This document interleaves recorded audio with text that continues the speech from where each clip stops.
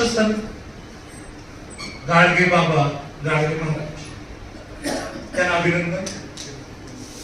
आणि अभिनंदन यासाठी की 150 वर्ष अगोदर ज्या माणसाने आपल्या जीवनाची आहुती दिली त्याचे वारसदार इथे उपस्थित आहे म्हणून त्यांना सन्मान.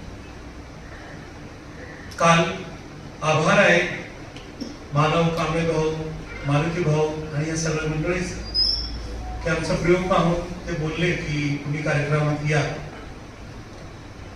आमचा काही उल्लेख त्यामध्ये नव्हता पण त्यांनी आग्रह केला आणि आम्ही आलो. आल्यानंतर आम्ही एक आणखी मीटिंग होती आणि ते आपल्याला ठरलेलं होतं म्हणून आपली उपस्थिती हाजरी लावून आम्ही निघालो. आणि मागे मागे धावत एक गोड आवाज बोलणारा तरुण बोलला, सर आपण बोलूया. आणि त्याचा 2दा पावला धरला मी बोलतो आणि त्यांनी सहजपणे ऐकून घेतलं आणि आमची गळेभेट झाली आणि हे कार्यक्रम सादर झाला. तो गोड आवाज बोलणारा विजय आज इथे बसला. मी हे का बोलतोय? मोठं विश्लेषण होत आहे, समस्या डोंगरासारखी मांडली जाते, पण जेव्हा ऍक्शन येते तेव्हा एक शदी मागतात पुढाकार घ्यायला. पण ते बोलले, कॉलर धरल्यानंतर दुसरे विशाल जागे झाले. ते बोलले की आपण करूया, गाडगे महाराज साहेब पहिले 24 तारीख ठरलं आणि गाडगे महाराज. आणि मग मी बोललो की गाडगे महाराजाला काही कधीही संसाधन लागलेले नाही आणि ते जाणीवपूर्वक अशा ठिकाणी राहिले जिथे संसाधन नाही आहे. म्हणून मी बोललो, रस्त्यावर बोललो. आणि विजय हा खरं तुमचं विजय आहे आणि विशाल जे तुमचे जोडीदार आहे खरं तुमचा हे विशालता आहे की आज माणूस मेल्यानंतर 4 माणूस उभं राहत नाही, हे काळ आहे. आणि इथे विचारासाठी एवढं 40 तुमची संख्या पूर्ण झाली, ते पण तुरंत, शॉर्ट नोटीस नाही, एकदम आताच एमर्जन्सी मीटिंग आहे. अशी मीटिंग मध्ये आपले सेनाधिकारी पोहोचत नाही मोदीच्या इकडे, ते पण वेळ लागतो.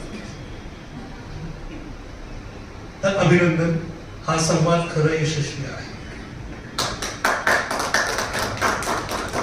दुसरं, माझ्याबद्दल आपल्या हृदयात खूप प्रेम आहे.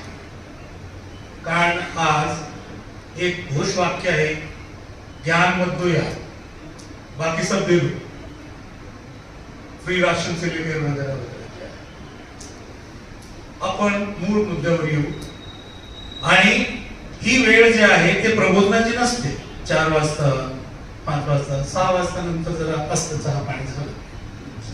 तर मला एक सांगा की छान खुर्चीवर आपण बसले, मी इथं उभा आहे, किती वेळ आपली शक्ती आहे ऐकण्याची ते सांग. 10 मिनिटं, 10 तास, 3 मिनिटं, अर्धा तास, बोल. एक भाग असला आहे की मी बोलेल, मग त्यापेक्षा जास्त प्रश्न करू. कारण हृदयामध्ये सन्मान आहे, पण माझा खरा सन्मान होईल जेव्हा तुम्ही प्रश्न विचार. कारण प्रश्न आपल्याला विवेकाकडे घेऊन जातो. आणि आज प्रश्न विचारणं हे काळाची गरज आहे. कारण जो सत्तेवर बसलेला आहे त्याला प्रश्न विचारले की अपमान वाटतो. अशा काळात प्रश्न विचार. तर पहिला प्रश्न माझा आहे की किती वेळ मी बोलू, आणि मग तुम्ही प्रश्नाची सुरुवात करा. तासभर बोला. ओके. आणि जेव्हा मी तासभर बोलणार तेव्हा आपण काय करणार आहोत? ओके, मी सुरुवात करतो. अविनाश दादा बसले आहे, ते आपल्याला सांभाळून घेईल, किंवा मारुती भाऊ बसले आहेत ते सांभाळून घेऊन, किंवा आमचे सगळे अनुभवी दिलपाक भाऊ बसले आहेत ते सांभाळून घेईल. हे तरुण आहे. पहिला प्रश्न असा आहे की आपण कोण आहोत इथपासून आपण सुरुवात करू. इथे विषय लिहिला आहे, काय दिसतं ना तुम्हाला विषय? पत्रकार तुम्ही, आम्ही, आपण सर्व. ज्यांनी हे लाईन लिहिली आहे ना त्यांनी जरा खूप बेजर काम केलं. ते बोलले की आपण आहोत पत्रकार, आहोत का याची तपासणी घेऊया. ओके. आणि मी खूप मराठीत म्हण आहे की तिळगुळ घ्या आणि गोडगोड बोला, पण आम्ही ते म्हण बदलली आहे की तिळगुळ घ्या आणि खरं खरं बोला, गोडगोड नाही बोलणार. ओके. आणि इथे एक समजणं खूप गरजेचं आहे की आज हे पत्रकाराच्या नावावर किती कॉम झाली आहे किंवा सत्तानी किती कॉम केली आहे, आणि विशेषतः ग्लोबलायझेशन नंतर ही कॉम जन्माला आली आहे. म्हणजे हा कॉम जे आहे त्याची वय 25 ते 30 आहे. या कॉम मध्ये नक्कीच अविनाश दादा नाही आहे. ही कॉम सुरू होते पत्रकार, दुसरा आहे बातमीदार, तिसरा आहे PR, आणि चौथा आहे पत्रकार. समजलं? आपण कुठे आहोत? पत्रकार ही बातमीदार ही PR. सगळे न्यूज चॅनलचे मालिक PR. ओके. आणि न्यूज चॅनल मध्ये सगळेच अँकर म्हणजे 90% अँकर ते पत्रकार. आपण कोण आहोत? पत्रकार म्हणजे जो निष्पक्ष नसतोय. आता तुम्ही म्हणणार असं का म्हणता तुम्ही? आम्हाला तर सांगितलं जाते की पत्रकारांनी निष्पक्ष व्हावं. पत्रकार निष्पक्ष कधीही नसतात. पत्रकार निष्पक्ष झाले तर मानवीय मूल्याचा काय होणार? पत्रकार निष्पक्ष झाले तर विवेकाचा काय होणार? पत्रकार निष्पक्ष झाले तर समाजाचा काय होणार? पत्रकार निष्पक्ष झाले तर संविधानाचे मूल्य जे रुजवले आहे त्याचा काय? याचा अर्थ पत्रकार ज्याला म्हणतात त्याचा एक पक्ष आहे, तो म्हणजे आहे न्यायाचा, समताचा, मानवी हक्काचा, शोधाचा. त्याचा पक्ष ठरलेला आहे. तर हे जे म्हणतात निष्पक्ष द्या, हे जरा समजून घ्या की जे न्यूज पेपरचे मालक आहेत, जे टेलिव्हिजन चॅनलचे मालक आहेत, त्यांचा हे बॅलन्सिंग ऍक्ट असेल. सत्ता असो. पत्रकाराचा पक्ष आहे लोकांची बाजू त्यांनी मांडली नाही तर ते तपासून घ्यावं की तो पत्रकार आहे का. कारण शब्द बघा, लोकसत्ता किंवा लोकतंत्र. महत्वाचं हे आहे की हे जे राजनीतिक कॉम आहे ते लोकांकडे येते, पण जेव्हा तंत्रावर बसते तर मग ही लोकांची राहत नाही. म्हणून लोक आणि तंत्र मध्ये जे सामंजस्य, जबाबदारी, रेस्पॉन्सिबिलिटी, ते जे आवाज असते ती म्हणजे पत्रकार. आणि ते सतत आवाज उठवतात ते म्हणजे पत्रकारिता. नाहीतर लोकशाहीमध्ये चौथा स्तंभ असण्याचा काहीच महत्व नाही, काहीच उपयोग नाही. म्हणजे पत्रकारितामध्ये त्याचा ठरलेला आहे की लोकांची आवाज, आणि लोकांची आवाज जेव्हा आपण म्हणतो तेव्हा लोक म्हणजे नीतिगत, न्यायसंगत आवाज. हे समजणं गरजेचं. दुसरं,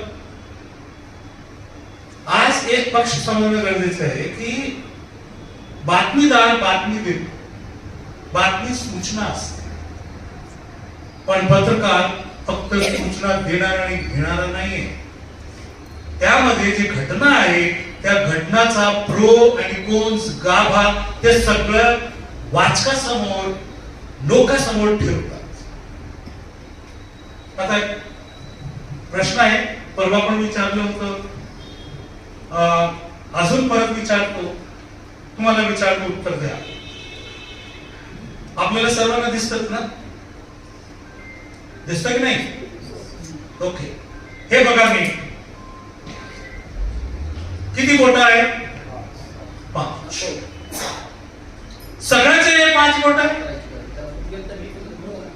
सगळ्याचं उत्तर आहे 5 बोट आहे की अजून कोणाचं वेगळं उत्तर आहे? 5च आहे. तर ज्यांना 5 बोट दिसतात तो पत्रकार नाही आहे. इथून सुरुवात करूया.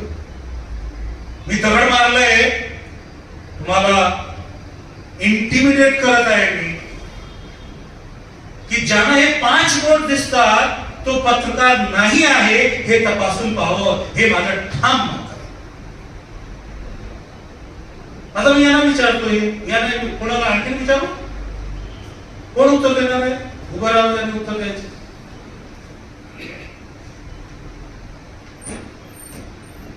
किती बोट आहे? 4 बोट 1 अंगठा. तर हे 4 बोट 1 अंगठा म्हणते. एक तुमचा प्रश्न, तुमचं उत्तर बरोबर आहे की ही पोरगीचं उत्तर बरोबर आहे? प्रश्न सांग. बरोबर आहे? करेक्ट, बरोबर आहे. आणि हा हात माझ्या शरीराचा पण भाग आहे, मग फरक काय? मग शरीरच बोलावं ना. इथे आता तुम्हाला याचं गांभीर्य सांग. एक काळ होता, वनवादी अजूनही आहे, वनवादी सत्तावर बसले आहे, आणि त्या वनवादी माणसांनी एक आदिवासी मुलांचा अंगठा घेतला होता. कोणी कोणाचा घेतला होता अंगठा? द्रोणाचार्य. एकलव्याचा का घेतला होता अंगठा?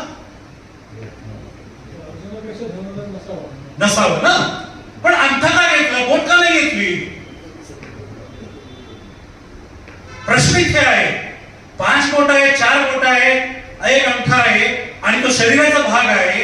इथे गुंतवण्यापेक्षा थेट प्रश्नावर, दृष्टीवर प्रहार करा ना, की द्रोणाचार्य ने 4 बोट आणखी का घेतली नाही, फक्त अंगठा का घेतला, याचं उत्तर द्या. इथून कळेल संविधान काय, पत्रकारिता काय आणि आपला पक्ष काय. कारण धनुर्विद्यामध्ये अंगठा महत्वाचा होता ते गाठण्यासाठी. बोट नाही गाठत ते. आणि आज तुम्ही आपल्या ऑफिस मध्ये जाताना अंगठा लावतात, ते स्कॅन करताना लावतात की नाही? बोटा का नाही लावत? तुमच्या आपल्या आधार कार्ड मध्ये अंगठा का लागतो? आणि आज 26 जानेवारी 1950 संविधानाने सगळा एकलव्याला तो अंगठा परत दिलेला आहे, म्हणून तो संदर्भ सांगितला. हे जे मन असतात ना, 5 बोटासारखी नसतात, हे नसतात, त्यांना पाहणारा, उलट पुलट करणारा, म्हणजे चिकित्सा करणारा, खोलापर्यंत जाणारा म्हणजे पत्रकार आहे. तो तपासून पहा. हवा तर 10 सेकंड डोळे बंद करा आणि पोटाकडे बघू नका. अरे हे सगळं आम्ही विचार केला तर पोट कसं भरणार याचा विचार नका करू थोड्या वेळ. कारण हे विचार केला असतं तर एकलव्याचा संदर्भ आलाच नसता. इथे आपली जबाबदारी सुरू. आता तुम्हाला विचारतो की 6 डिसेंबर 1992 काय घडलं होतं? बाबरी मस्जिद. खूप छान, टाळा वाजवतो. सूचनात्मक बातमी बरोबर आहे, दुरुस्त. आता पत्रकाराची भूमिका सुरू होते. बाबरी मस्जिद कोण पाडली? हिंदुत्ववादी लोकांना. कार सेवकानं पाठली. खरं आहे काय?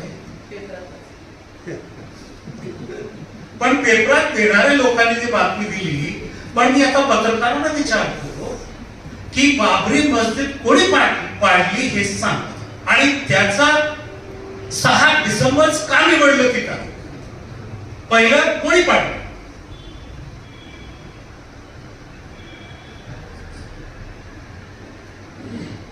कार सेवा नाही की कार सेवा फक्त दिसत होते, त्याचा शोध घेणं गरजेचं आहे बघा. आणि याचा शोध नाही घेतलं तर परत द्रोणाचार्य अंगठा घेणार आहे. आणि आज द्रोणाचार्याचे वंशज सत्तेत विद्यमान आहे, आणि ते दररोज सांगत आहे हिंदू राष्ट्र झालाय. या विषयावर मी नंतर येतो. पण तुम्ही हे विचार करा की जेव्हा बाबरी मस्जिद पाडली गेली तेव्हा कोण होते पंतप्रधान? पी.व्ही. नरसिंह. तुम्हाला माहिती घटना की जेव्हा त्या दिवशी जेव्हा हे होत होता तेव्हा पी.व्ही. नरसिंह रावला आय.बी. सूचना देत होती की एवढं मीटर आले, एवढं आले, सांगा काय करायचं. तेव्हा पी.व्ही. नरसिंह रावने काय केलं? आहे कोणाकडे बातमी? गृहमंत्री महाराष्ट्राचे होते भारताचे त्या काळात. समजलं? माझं थेट म्हणणं आहे, तपासून पहा. जेव्हा प्राईम मिनिस्टरचा ताब्यात तो एरिया आहे, सेंट्रल गव्हर्नमेंटच्या ताब्यात तो एरिया आहे, आणि स्टेटने ठरवलं तर तिथे माणूस उभा राहू शकतो का? म्हणजे थेट आहे, मस्जिद पाडणारा माणूस आहे त्या काळाचा भारताचा गृहमंत्री आणि प्रधानमंत्री पी.व्ही. नरसिंह राव. त्याने बाबरी मस्जिद पाडली. पण ते समोर का नाही आले? कारण समोर कोण उभे होते? कार सेवक. म्हणजे कार सेवकाचा जो संकल्प त्यावेळी दिसत होता त्यामध्ये खरा पाठिंबा पंतप्रधान पी.व्ही. नरसिंह रावचा. आणि याचा तुम्ही आकलन करा, चाचणी करा की त्यानंतर पदावरून गेल्यानंतर पी.व्ही. नरसिंह राव काँग्रेसमध्ये कुठल्या स्थानावर होते, आणि ते गेल्यानंतर ही जेव्हा सत्ता आली तेव्हा नरसिंहरावला सन्मानपूर्वक आठवण करते आमचे वर्तमान पंतप्रधान. विचार करा का पहिले पंतप्रधानांना शिवीगाळ करतात, पण पी.व्ही. नरसिंहरावचा सॉफ्ट कॉर्नर त्याच्यामध्ये आहे, हे विवेचन करा. आणि यामध्ये तुम्हाला शोध केल्यानंतर एक ही खोटी सूचना वाटते, हा आकलन खोटा वाटतं, तर परत मी तुमच्या सोबत संवाद करायला तयार आहे. नेक्स्ट, 6 डिसेंबर का निवडलं? काय निवडलं 6 डिसेंबर? डॉक्टर बाबासाहेब आंबेडकरांचा महापरिनिर्वाण दिन आहे. करेक्ट. तो त्यांना तो इतिहास पसरवण्याचं काम करायचं. एक्झॅक्टली, की संविधान लिहिणारा माणूस ड्राफ्टिंग कमिटीचा चेअरपर्सन, त्याचा महापरिनिर्वाण दिवस आहे. त्या दिवशी अशी घटना घडवावं ज्यातून संविधान पलटी करता येते. हे जेव्हा ठणक आपल्या मेंदूत येत नाही आणि आपण शांत बसतो किंवा बोट चावतो किंवा इकडे तिकडे बघतो, तेव्हा विचार करा आपण खरं पत्रकार आहोत का? की आपण ह्या शोधाला समोर जायला का घाबरतो? का मनन करायला तयार नसतो? हे बघणं गरजेचं आहे. आता मी तुम्हाला विचारतो की 9 नोव्हेंबर 2019 ला काय झालं? 9 नोव्हेंबर 2019 ला काय झालं?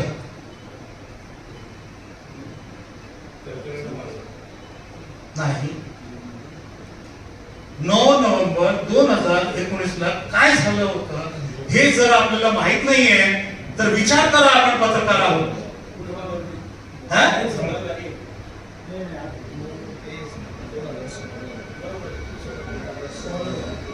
येस नाही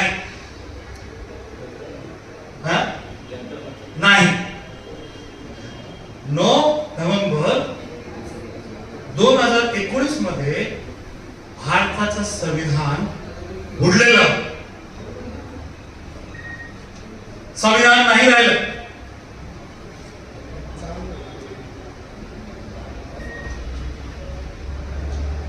संविधानाचा अंतिम कस्टोडियन संरक्षक कोण आहे सांगा मला? अंतिम या देशात न्यायाधीश सुप्रीम कोर्ट ऑफ इंडिया. आणि 9 नोव्हेंबर 2019 सुप्रीम कोर्ट ऑफ इंडियाने संविधानाची हत्या केलेली आहे. आणि आपण विचार करतो, आपल्याला आठवत पण नाही. काय असतं की माझा आणि अविनाश भाऊचं भांडण झालं, आपण माझे भाऊ आहोत, प्रॉपर्टी जमिनीवर भावून आपलं भांडण झालं आणि आपली अदालत मध्ये गेली, कोर्टात गेलं, तर कोर्ट काय करणार आहे सांगा? काय करणार? करेक्ट किंवा पुरावा घेणार की तुमच्या वडिलांनी ही जमीन तुम्हाला दिली, हे पुरावे आहे, कागद आहे, बरोबर आहे. आणि त्या कागदा पुरावावर बेस ते निकाल देणार आहे. आणि हेच न्यायालयाचं काम आहे. आणि तेच शपथ घेतात, माझ्या समोर आलेले सगळे तथ्य, फॅक्ट, घटना याच्या आधारावर मी निकाल देत आहे, हे न्यायाधीशाची मांडणी आहे. पण आता एक वेगळी घटना घडते. एक माणूस, एक समूह एक दगडाला घेऊन येतो, बरोबर आहे? कोणाला घेऊन येतं? दगडाला घेऊन येतो. आता सुप्रीम कोर्टचा पतन बघा तुम्ही. पहिलं तर एक माणूस दगडाला घेऊन येतो आणि सांगतो, हा दगड माझा देव आहे. दगड नाही आला आणि इथे माणूस रांग लावून उभा आहे, त्यांची पीआयएल ते स्वीकारत नाही. पण एक माणूस दगड घेऊन आला किंवा समूह घेऊन आला, त्यांची पीआयएल त्यांनी स्वीकार. ठीक आहे. आणि मग एवढं वर्ष केस सुरू राहिला, बरोबर? आणि नाही आहे तर सुप्रीम कोर्टचा जजमेंट वाचा आणि परत आपण संवाद साधू. आणि माझे प्रगच्छ प्रश्न विचारून की तुमचा डोकं फिरलंय असं झालेलं नाही. ओके. आर्किओलॉजी ऑफ इंडिया, इतिहास, पक्ष विपक्ष सर्वांनी सबूत दिले आणि कुठेही हे साबित नाही झाला की हा राम मंदिर किंवा रामाची जन्मभूमी आहे. एका ठिकाणी सिद्ध नाही. घडलं काय? घडलं हे आहे की एक माणूस मुख्य न्यायाधीशाच्या चेंबरमध्ये गेला आणि त्यानंतर निकाल लागला. कोण होता तो माणूस? आणि पत्रकाराला जर हे भनक नाही आहे, पत्रकार आहे का ते विचार. सोर्स कोणी कुठेही असतं ना, ते बातमी सगळी पत्रकार, जसे पोलीस साधा पोलीसवाला असतो, कुठे चौकीमध्ये जा, त्यांना जेव्हा न्याय द्यायचा असतं त्यांना माहिती आहे की ह्या माणसाचा फोन कोणी चोरी केलाय, याचं पॉकेट कोणी चोरी केलंय, त्याशिवाय ते बसत नाही तिकडे जातात. त्याचं नाव मोदी आहे. जाऊन भेटले. त्याच्या अगोदर एक आणखी खूप महानाट्य रचले गेलं होतं. पब्लिक रिवोल्ट करायला लागलं.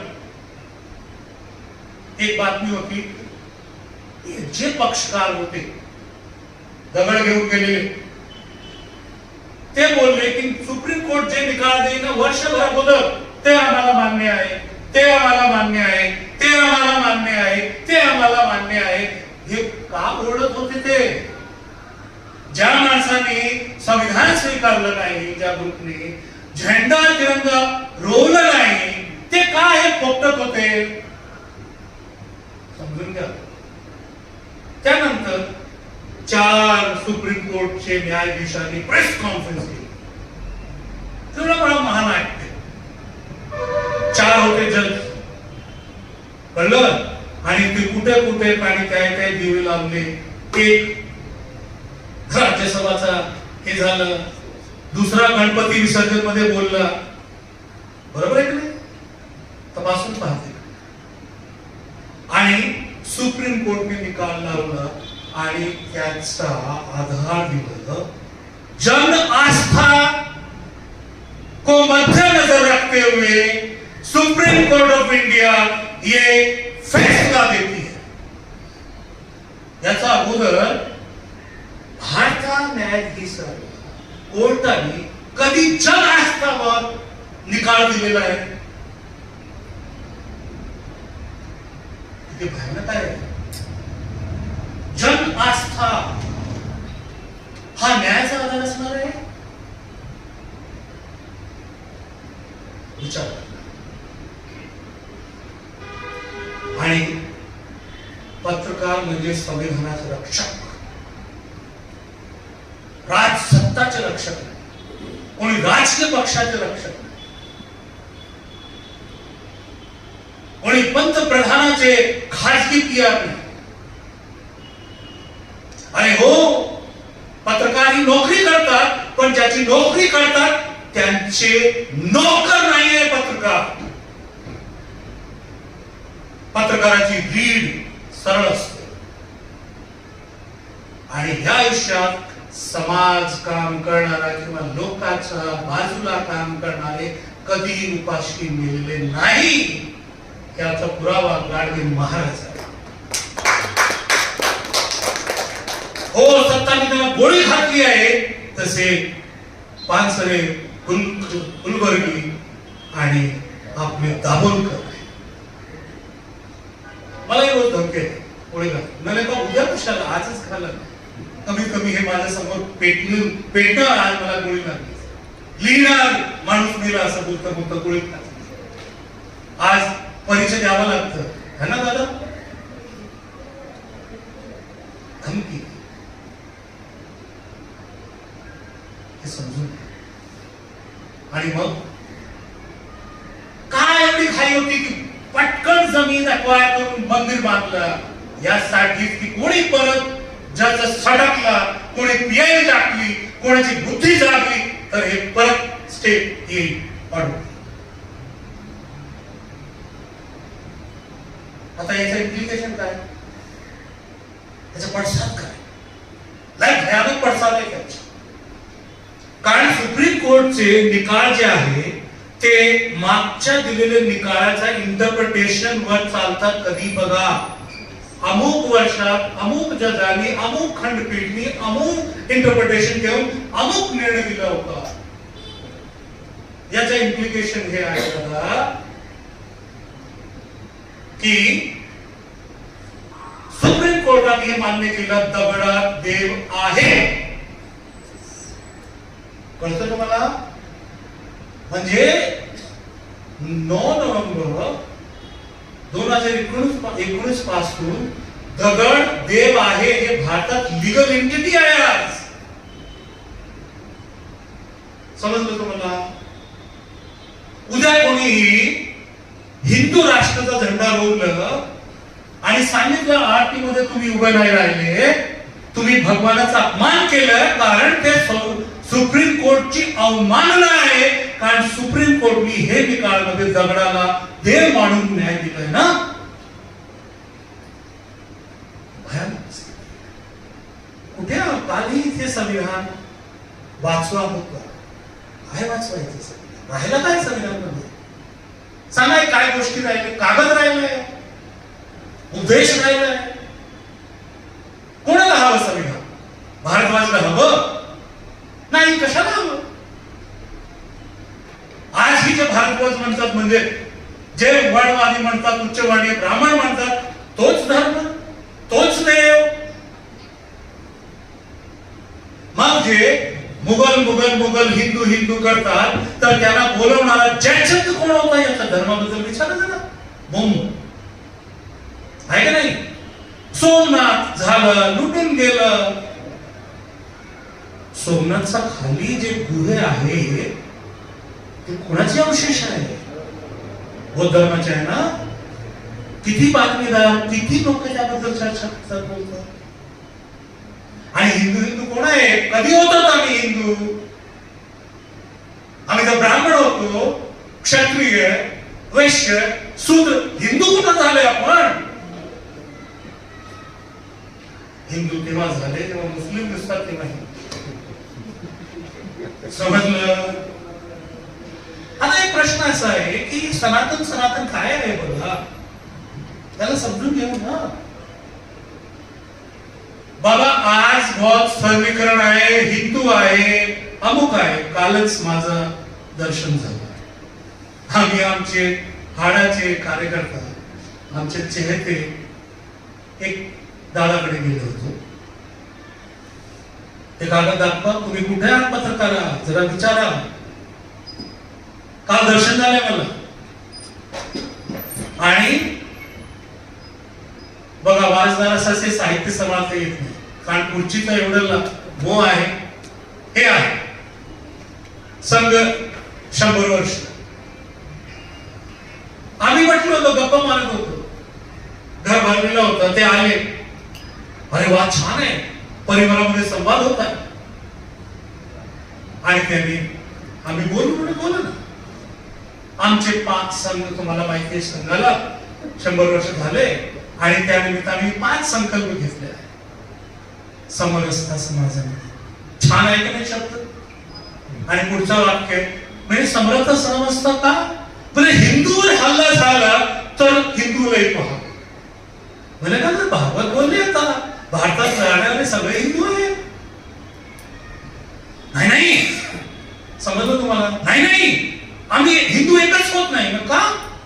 अरे आरतीला कोण येतं, पण 3 टर्म तुम्हाला मिळाले, सगळे हिंदू तुम्हाला वोट करायला, एक नाही होत का? आणि मग हिंदू कसं खतरे में आहे? हिंदूला कसं हल्ला होईल? पंतप्रधान हिंदू आहे, राष्ट्रपती हिंदू आहे, सुप्रीम कोर्टाचा न्यायाधीश हिंदू आहे, मिलिटरीचा हे हिंदू आहे. त्याला उत्तर सूचना आहे. त्यानंतर बोलत झाडं लावा. म्हणजे अति उत्तम. मी तुम्हाला वर्षानुवर्ष पाहिलं झाड लावताना, पण तुम्ही एकच डोळ्यातून पाहतात का?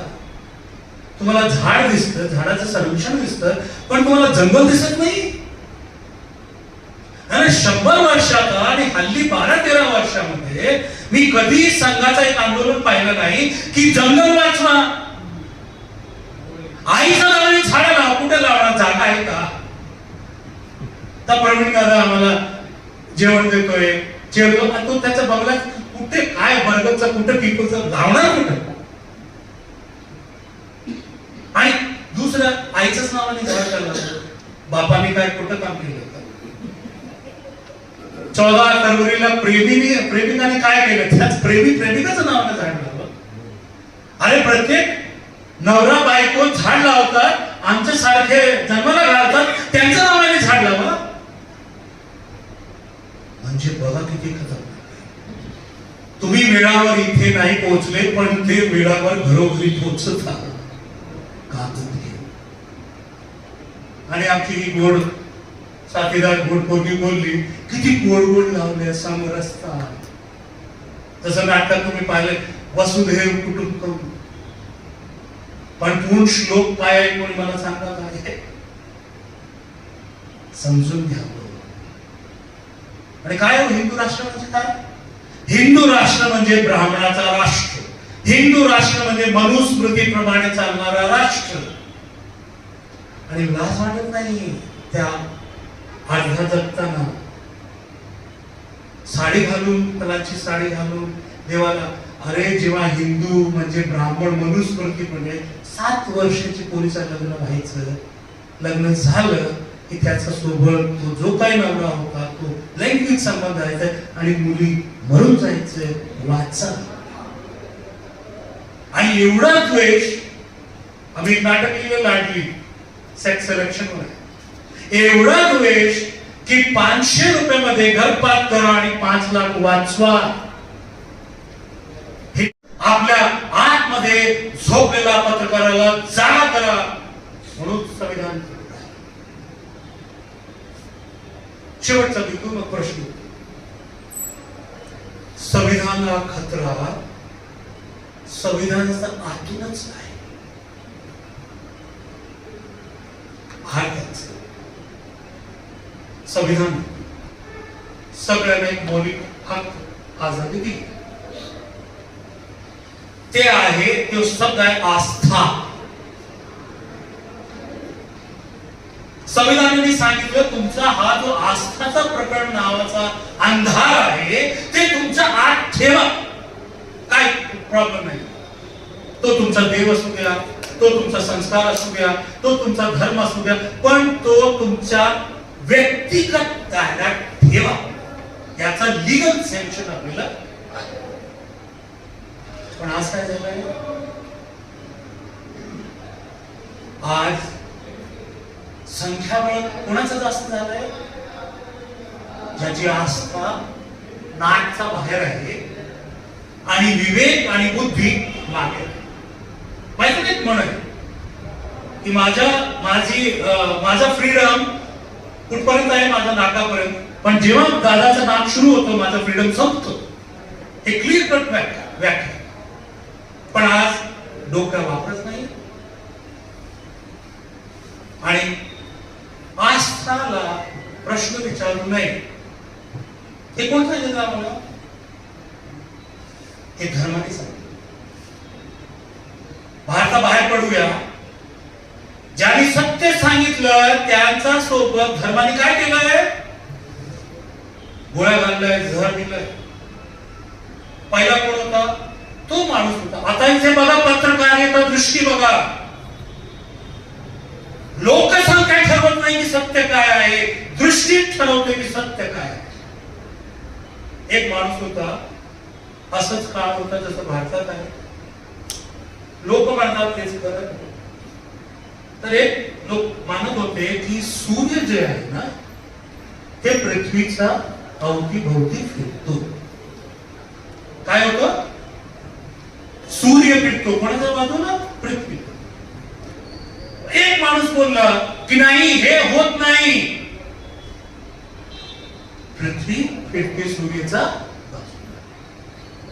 चर्चचा राज्य होता युरोपमध्ये. चर्चने त्याच्यासोबत काय केलं?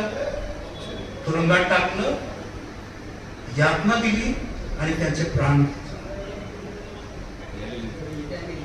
समजलं ना? तर मित्रांनो, पत्रकार आहोत तर गॅलिलिओ तो माणूस तुमच्यामध्ये जीवित आहे का? आहे का? अच्छा. सत्याला शोधणं, सत्यासाठी जगणं म्हणजे पत्रकार. नाहीतर बाकी दुसरा काम धंदा करा ना, बिजनेस करा ना. कचौरी की दुकान खोलिए, वो बीबीसी के पत्रकार ने खोली है. बीबीसीचा हेड प्रमुख होता तो काय काळा. आज काय नाही. जयपूर में कचौरी की दुकान खोली आणि इथे जेव्हा मी हे सांगतो तर एक समजून घेणं गरजेचं आहे की ज्ञानाला दृष्टीला समजणं वेगळं, इम्प्लिमेंटेशन करताना सर्वांना आपली अक्कल लावायला लागते. इथे म्हणून सांगतो की गुरुने ज्ञान दिया, तुझ में आत्मा मुझ में आत्मा, आणि सगळे जोश मध्ये येऊन गेले. आणि आज तर असंच माझे काही म्हणजे एक प्रतिकात्मक सांगतो, माझे काही विद्यार्थी होते. गुरुने ज्ञान दिया, तुझ में आत्मा मुझ में आत्मा, गेले बाहेर, तुझ में आत्मा मुझ में आत्मा. लोक उभे होते बाहेर में. एक पागल हाती येत होता. तो बोलला अरे बाजूला हो. नाही, माझे गुरुनी सांगितलं तुझ में आत्मा मुझ में आत्मा. गेला हत्ती समोर, हत्तीने सोडून गेला, हो गया. ज्ञान मिळवलं, त्याची अंमलबजावणीसाठी स्वतःचं डोकं वापरा, स्ट्रॅटेजी वापरा. तुमच्याकडे 300 शब्द मर्यादित आहे. त्या 300 शब्द मध्ये मालकला 290 शब्द द्या. बुद्धीप्रमाणे ते 10 शब्द तुमच्या पत्रकारितेला जीवन ठेवा, क्रांती होईल असं आमचं दादाचं.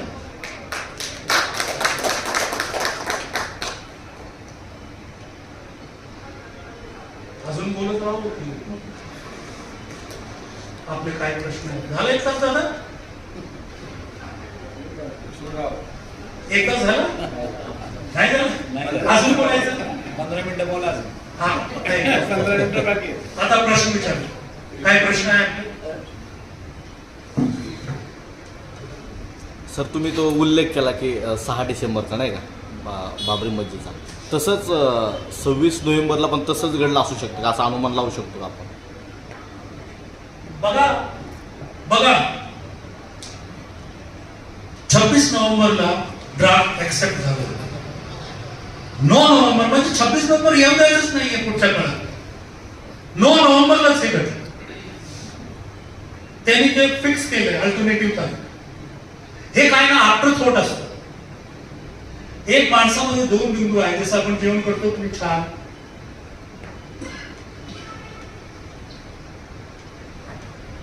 माझा एक प्रसंग आठवतोय. आपले खूप जोशीले कर्तृत्ववान पत्रकार आहे, ज्येष्ठ आहे, त्याचं नाव नाही घेत आहे. त्यांच्यासोबत मीटिंग झाली. ते 2 तास बोलले आणि हे झालं, हे झालं, ते झालं, ते झालं. ऐकलं मी. ब्लॅक मुवमेंट अमेरिकामध्ये असेल, फ्रीडम असं, तिथे एक मोठे लोकप्रिय अखबाराचे संपादक होते, अजून आहे. तर मी बोललो पहिल्या ते गोष्टी समजून घ्यावं की विचार काय असतं आणि विकार काय असतं. कधी ऐकलं का? विचार आणि विकार. एक संदर्भ येतो. आता 14 फरवरी गेली आहे है ना. जेव्हा पोरगी म्हणते हो तेव्हा पोरगा खुश असतो, पण जसं पोरगीने नकार दिलं तर त्याच्यावर तेजाब टाक. काय फरक आहे? विकार. तर विकारवादी जे आहे आणि विकारवादी कोण आहे हे क्लिअर करावं. जसं हिटलर विचारवादी होता का? नाही ना. कारण जो मी श्रेष्ठ आहे या आत न्यूनगंडापासून सुरू होतं ते कधीही विचार नसतात, विकार असतात. आणि वर्ड म्हणजे विकार. एक विशेष वर्ग सांगतो आम्हीच श्रेष्ठ आहोत, बाकीचे खालचे खालचे धर्माचे, आणि हे निसर्ग विरुद्ध आहे, प्रकृती विरुद्ध. तर हे विकारवादी काय करतात आणि आपण इंटेलेक्च्युअल काय करतो? आपण बोलतो. सगळे टीव्हीवर विद्वान बसले आणि बोलून बोलून जमलो त्यांना, पण त्याच्यावर काही असर पडत नाही. हे पण सांगतो तुम्हाला. मैंने कहा संघ जेव्हा बोलतो तेव्हा तुम्ही त्याला विचार म्हणून मान्यता कशाला देतात? बोला नाही तुमचे विकार आहे. विचार म्हणजे जे दुसऱ्या माणसाला बळकट करते, जे निर्माण करते ते म्हणजे विचार, आणि जे विध्वंस करते ते म्हणजे विकार. आपण छान छान खातो की नाही, पण जेव्हा निसर्गाने दिलंय त्याला बाहेर काढायचं काय करतो? टॉयलेट मध्ये जातो की नाही, मग काय करतो? फ्लश करतो की नाही. विकार ड्राइंग रूम मध्ये चर्चा करण्याचा विषय नाही आहे. त्यातून आपण आजारी पडतो आणि 12 वर्षापासून तेच आजार सुरू आहे सगळं. तुम्ही बघा आपल्या घरात काळ निर्णय असेल बघा. मी वर्णवाद्यांना म्हणजे थोडक्यात ब्राह्मणांनी त्यांचा पोटा पाणीसाठी त्या काळात प्रत्येक दिवशी कसं पोट भरणार याचं नियोजन केलं. हे एकादशी, हे द्वादशी, हे त्रयोदशी, हे अमुक फलाना, हे अमुक ढलाना, हे अमुक, आणि त्याला ते सांगतात ही आपली संस्कृती आहे. गोधडी नाटकात सुरू करताना मी विचारतो तुम्ही बर्थडे सेलिब्रेट करतात काय? दादा करतात का बर्थडे सेलिब्रेट? हो ना. मग बर्थडे सेलिब्रेट करण्या अगोदर किती लोकांचं कसं करतात? हो करतात की नाही? करतात कतल. पण इथे दशहरा साजरा केला जातं की एक माणूस आला विजय करून कोणाचा कतल करून आणि चला गाजावाजाने हे करा. पण काय सांगतात अहंकार नसावं. पण जो त्याला माणूस मानतो तो किती अहंकारी आहे. प्रश्न विचारायला अपमान मानतो, किती अहंकार. मित्रांनो, हे तारीख ते ठरवत आहे. 25 डिसेंबरला ते तुलसी पूजन दिवस करत आहे. तुलसी आवडतात ना तुम्हाला? कोणाकोणाच्या घरात तुलस आहे?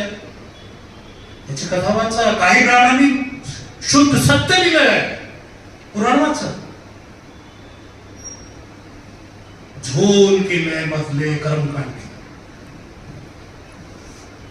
लगा. तर ह्याला नीट त्यामध्ये काय दडपलेलं आहे ते काढा जरा. आणि ते काढणारे म्हणजे पत्रकार. आणि तोच खरं देश, तोच खरं संविधान. तर हो, नक्की हे बाय डिझाईन आहे. त्या महिन्यात ते कळणार. जसं यांनी 12 वर्षात सत्तेत येऊन काय केलं. 15 ऑगस्ट आपला स्वातंत्र्य दिवस आहे. यांनी 14 ऑगस्टला ते काय करतात, विभीषिका दिवस. म्हणजे 15 ऑगस्टला सरकार सेलिब्रेट नाही करत तर तो रिच्युअल झाला आहे. 14 ऑगस्टला सेलिब्रेट करतात संघ विभीषिका दिवस म्हणजे पार्टिशन. आणि विकार काय आहे हे एवढं खोटं बोलतात. गोयबल आहे, एक मंत्री होता हिटलरचा. त्याचा एक प्रमाणित त्यांनी शोध घेतला होता की एक झूट 1000 वेळी बोलला तर लोक त्याला सत्य मानतात. आणि हेच घडलंय भारतीय संस्कृतीवर की ब्राह्मणवादी वर्णवादी संस्कृतीला आपण सगळं बोलतो. आपली संस्कृती आहे. शोध करा. आणि त्यासाठी नाटक बघायचं असेल तर गोधडी आपण दाखवू. येस, त्याला दुसरा प्रश्न.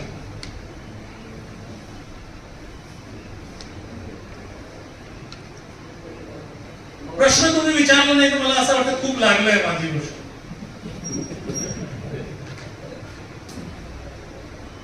अजून येस. आता पत्रकारांना आपण नाव ठेवतो ठीक आहे, परंतु पत्रकारिता आता राहिलेली नाही. सगळं मालकांचा हस्तक्षेप वाढल्यामुळं पत्रकारांनी काय करायचं? अगदी सरळ आहे. अगदी सरळ. इंग्रजीचा राज्यात हेच होतं. हेच होतं आपल्या आझादी आंदोलन मध्ये की उपनावाने माणूस लिहायचं. आणि आज ग्लोबलायझेशनने आपल्या सगळ्या हिसकून घेतलंय. तर तुम्हाला युट्यूब, फेसबुक, सोशल मीडिया दिलंय. उपनावानी ते करा, काय प्रॉब्लेम करा. म्हणून बोलतोय की ज्ञानाचा आपण वापर करत ना. मला एक कॉम्रेड म्हणाले होते, ते आज नाही आहे. ठाण्यामध्ये माझा प्रयोग होता गोधडीच. कॉम्रेडची सत्ता होती UPA 1 आणि गोधडी नाटक सरेआम बोलतो मोदीच्या राज्यात देव नाही आहे. धर्म काय करतो, अख्खा नाटक 2 तासाचं नॉन स्टॉप. आणि ते बोलले आम्ही कम्युनिस्ट होऊ नये, आमची सत्ता होऊ नये, हे बोलू शकले नाही की देव नाही आहे. तर ते खंत आहे. इथे हेही समजणं गरजेचं आहे. पार्टी वेगळी, संघटन वेगळा, संविधान वेगळा, सरकार वेगळी, हे समजून घेणं.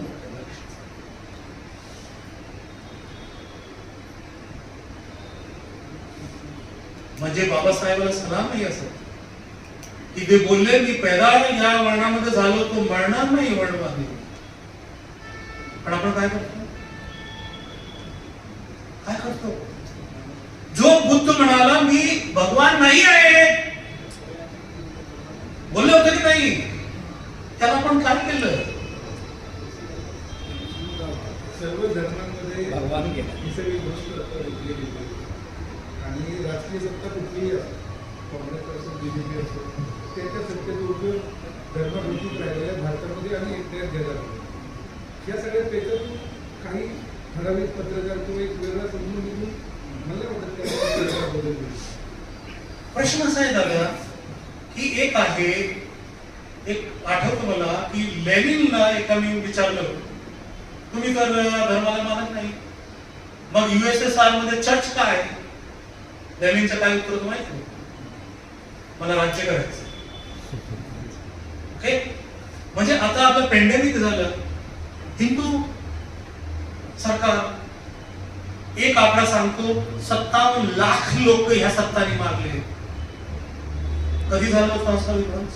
तरी किती लोक म्हणजे हल्ली ग्लोबलायझेशनच्या नंतर पत्रकारिता बद्दल तुम्हाला सांगतो की एक राजकुमारी होती डायना, त्याची हत्या कशी झाली माहिती?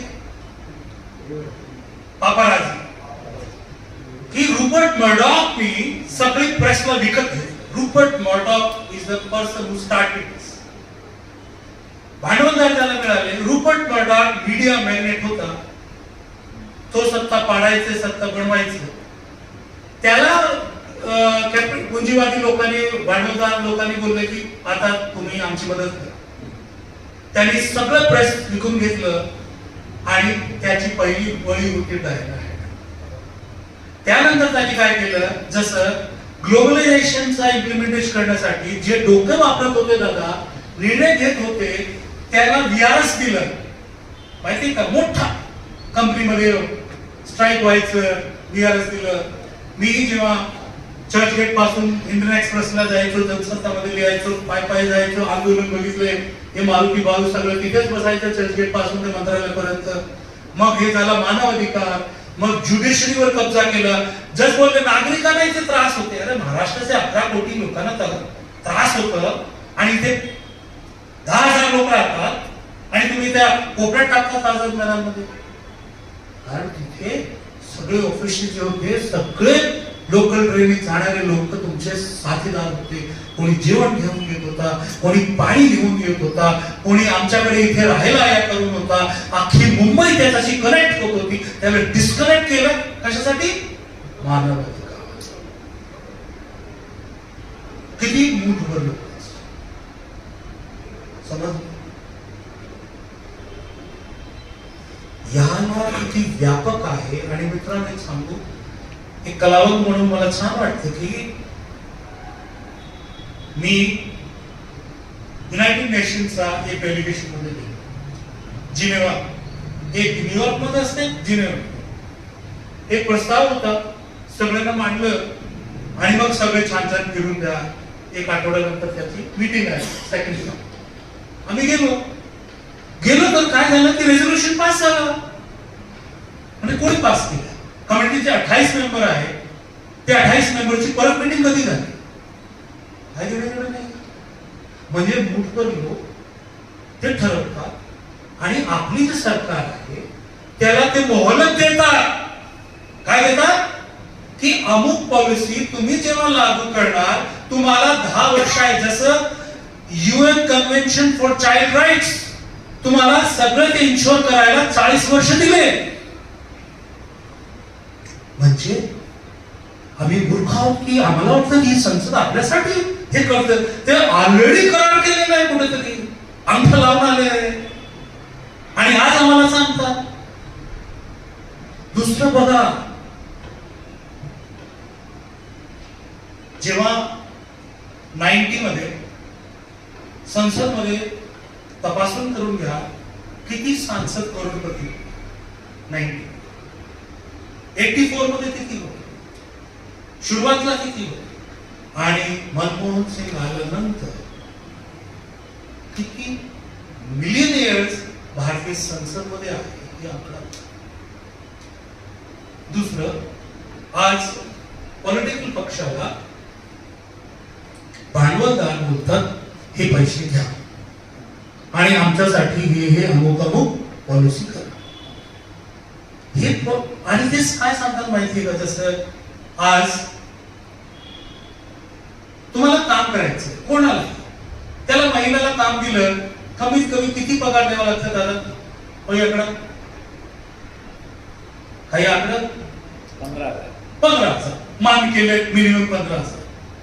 15,000 एक महिन्याला द्यावा लागणार. आणि फक्त 1500 दिल्यानंतर तुमचं काम होत असेल तर काही नुकसान आहे का? भांडवलदाराने याच्यासोबत काय रणनीती ठरवली? तुम्ही लाडकी बहीण योजना करा आणि ज्या बाईला 15,000 द्यायचं होतं त्याला 1500 द्या. मग 13,500 रुपये दर महिना आम्हाला भेटणार आहे. समजलं? एक महिना 13,500, 12 महिन्यात किती? बघा, याला विश्लेषण करणारा कोण पत्रकार आहे? आणि किती कोटी महिन्याने लाडकी बहीणचा धन मिळाला? ते आकड्याला मल्टिप्लाय करा, तुम्हाला धक्का बसेल की आपल्या समोर हे आहे. आणि नाव काय? महिला सन्मान, लाडकी बहीण, किसान सन्मान, फलाना सन्मान, ढिमकाना सन्मान, उद्या तुम्हाला मिळेल पत्रकार सन्मान. विचार प्रेस काउन्सिल जेव्हा सरकारसोबत मिळाली त्या दिवशी चालू झालं. अगदी बरोबर. हा, ते दादा कुठे गेले? प्रश्न विचारते, बाहेर गेले. बरं दादा, तुम्ही आता म्हणजे उपप्रश्न टाकला सोशल मीडियाला, बरोबर? सरकारने तुमच्या सोशल मीडियाला एक फास्ट चालवला होता. त्यांनी मेटा नावाचा एक ब्लॉग काढला आणि तुमच्यावरती निर्बंध लावायला सुरुवात केली. आणि सरकारनं सांगितलं, कोर्टाचा एक आदेश दिला की सोशल मीडियावरती केलेल्या पोस्टवरती कारवाई करता येणार नाही. आणि मात्र इकडे तुमचे सोशल मीडियाचे ब्लॉग, व्हॉट्सअप बंद केले. ते ब्रॉडकास्ट ते 100-200 रोज मेसेज पाठवत होते, ते 25 वर आणून ठेवले. आज 5 वर आहे. आज 5 वर आहे. बिझनेसवाल्यांचे 250 वर आणून ठेवले, ते आता मध्ये 20 वर होती. म्हणजे हळूहळू तुमचे निर्बंध टाकले गेले. उद्या असा एक जिल्हा निघतोय की यूट्यूब डिजिटल मीडियाच्या नावाने, डिजिटल इंडिया, डिजिटल मीडिया ह्या नावाने एक सरकारचं धोरण येत आहे की तुम्ही 4 लाख ते 5 लाख रुपये वर्षाला भरात तर तुमचा सोशल मीडिया चालणार.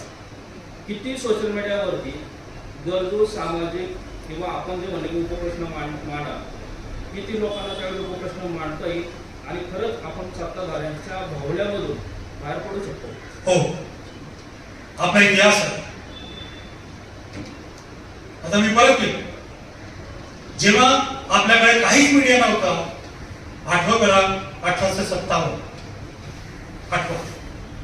जेव्हा आपल्याकडे काहीच मीडिया नव्हता, 1857 ते 1947 90 वर्ष लागले आणि त्याच्या निकालाचं विधान मिळालं. मी इंटरव्ह्यू केलं होतं खूप फ्रीडम फायटर्स. ते सांगत होते की अंग्रेज हुकूमतने आमच्यावर बंदी टाकली. चेहरा, घुडसवार, ते पैदल. मग त्यांनी वेगवेगळे रूप धारण केले, जसे शिवाजी महाराजांनी केले होते जनतामध्ये जाऊन. ओके, मध्ये काय केलं की बोले चांदणी चौकापासून लाल किल्ला क्रॉस करून जंगलाला जायचं सकाळ सकाळी. त्या काळात अंघोळ करायला मध्ये जमना, पाणी प्यायला जमना. म्हणजे काय करायचे, बोले आम्ही ना ते रंगोळी असतात ना, घोड असतात ना, म्हणजे पहाटे 4 वाजता उठून जायचो आणि तिथे रंगोळी काढायची. आणि त्या रंगोळीमध्ये आमचे घोष वाक्य असायचे. जसं सेनामध्ये कोड असतं, सेनामध्ये कोड असतं की जे बॉर्डरवर आहे तर दर रोज तो कोड चेंज होतो. कधी कधी फोडले जातात, मग उग्रवादी आतंकवादी घुसतात. तसं आपल्याला काम करावं आणि तो काम आपल्याकडे मोठा. मित्रांनो, ह्या सगळ्यातून बाहेर पडण्यासाठी तुम्ही फक्त 1857 ते 1847 पर्यंतचा अभ्यास करा. माझ्यापेक्षा तुम्हाला 100 मार्क भेटणार आहे आणि तुम्हाला कोणी थांबवणार. यासोबत आधी 2005 होते मान्य, आता ती पोस्ट टाकली, बरोबर आहे, त्याला 5च पाहत आहे. त्याला 5 पुढे आहे. कसं सांगतो? मागच्या निवडणूक मध्ये सत्ताधारी पक्षांनी 3,500 कोटी फुकले ना इलेक्शन मध्ये. सीट किती मिळाली? 240. निवडणूक आयोग त्यांच्या सोबत आहे तरी किती मिळाली? 240. बर, ते आकडा. राम मंदिर बांधल्यानंतर सीट किती आली? 240. सगळं विकून घेतल्यानंतर, इथे पॉझिटिव्ह पक्ष सांगतो, सगळं विकून घेतल्यानंतर एमएलए विकून घेतला, सरपंच विकून घेतला, पक्ष फोडून घेतला, हत्या केली. आताच पिंपरी चिंचवड मध्ये काय काय झालंय आणि आज आपल्या दादाही गेले. माहिती आहे ना दादाचं काट काय झालं. हे सगळे असूनही 12 वर्ष बसून मी संघाला विश्वासच नाहीये त्याची सत्ता आहे, मोदीला विश्वासच नाहीये त्याची सत्ता आहे. का इथे वाक्य बोलतोय तुला फिल्मी अंदाजमध्ये, ये भारत है बाबू भारत, बोलला का. हे जे बोलतो हिंदू खतरे में, हिंद कितने आए कितने चले, कौन किसके खतरे में, बाकी यही आए गड़ गए और जो नहीं गड़े वो भगा दिए. हेच आहे. आणि म्हणून दिवस रात्र तो घाबरतो. आणि काय दादा मी पोस्ट केलं की नाही केलं हा ऐकत आहे माझा एक एक. ओके आज मला कुठे आहे मी त्यासाठी पोलीस पाठवण्याची गरज नाही. हा जासूस मी पॉकेटमध्ये घेऊन फिरतोय. आणि यामध्ये तो साथी ऍप हे दररोज मेसेज पाठवलं कितीने ते केलंय. करा रे बिंदास.